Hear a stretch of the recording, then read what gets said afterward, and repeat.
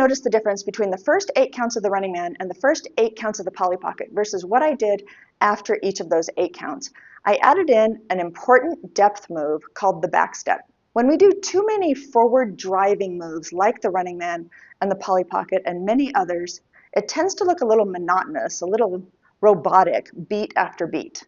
But by throwing in a back step and changing the directionality of your stepping pattern, you actually add a lot of depth and it makes your dancing look a lot more interesting. So let's get into the specifics. Okay, I'm going to start with the Running Man with this, although the mechanics is identically the same for both the Running Man and the Polly Pocket. But I'll start here with the Running Man. And all I'm going to do is initiate a regular basic Running Man, left perch down into an A shape.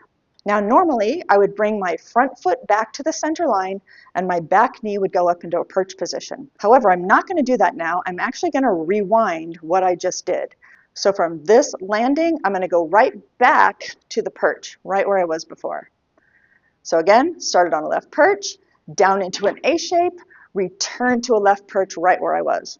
Now it's going to feel a little bit weird to hop back forward like that from that back step, because you've been so used to these forward driving movements that you really want to hop that foot backward. Hopping that back foot forward again is going to feel a little counterintuitive and you might feel a little bit shaky on that. So back again on that, starting on a left perch, we're going to go down into the landing and we're going to rewind back up to a left perch. Okay, now from this position, I actually have a little bit of momentum because I just went down here and I just brought my knee back up and it's going to feel natural to keep that motion going. So I went down into this A shape, I hopped back to center perch. My right leg now is going to hop backward just like this. Okay, but now in this position, there's only one thing that I can do to get out of it, and that is to re-perch on my left foot, like this. So if I'm going to do a back step, I'm always going to have to re-perch on the original leg in order to keep going and change feet and do other things in my combo. So let me show you that again. Starting on a left perch, I'm going to go down into an A shape. I'm going to rewind, hop back to a left perch. My right knee is back up again right where I started. That right leg is going to keep going. I'm going to hop off of the center line here. You'll notice that I'm still splitting the center line. And then I'm going to return to the center line right where I started. So this is a 3-count move to get through that entire sequence. And all 3 counts, I am returning to the left perch. I'm on the same leg. So once again, left perch, A shape, return to left perch, back step, return to left perch, and now I can do something else. And of course, the same thing is true for the Polly Pocket. So in a Polly Pocket, we're going to start on a left perch, identically the same. I'm going to go out into my A shape. I'm going to return to a left perch. I'm going to swing my right foot back through, return to a left perch, finish my Polly Pocket with one more so that I can change feet.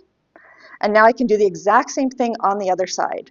So from here, I'm right perch. Left foot goes out for a Polly. I return to right perch. I pop back off of the center line in a back step, return to right perch, one more Polly forward so that I can change feet. So that entire sequence to get through both sides is going to be 6 counts. It's not a usual 8 count, but it is still an incredibly valuable drill to go through. So left perch, Polly, left perch, back step, left perch, Polly, change feet, right perch, Polly, right perch, back step, right perch, Polly, change feet. Okay, now a little bit faster. 3 left perches, 3 right perches for the entire combo. Left perch, Polly, left perch, back step, left perch, Polly, right perch, Polly, right perch, back step, right perch, Polly, left perch. Okay, so that 3x3 combo is a really good drill, and I suggest you do it as a repeater, but in reality, you're not really going to be doing it that way because the back step is more of an accent move. It's supposed to break things up, add some depth or dimension to your overall dancing.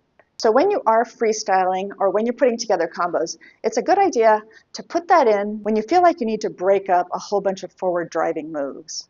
So I hope this all makes sense. Please reach out if you have any questions. Thanks for watching. See you next time.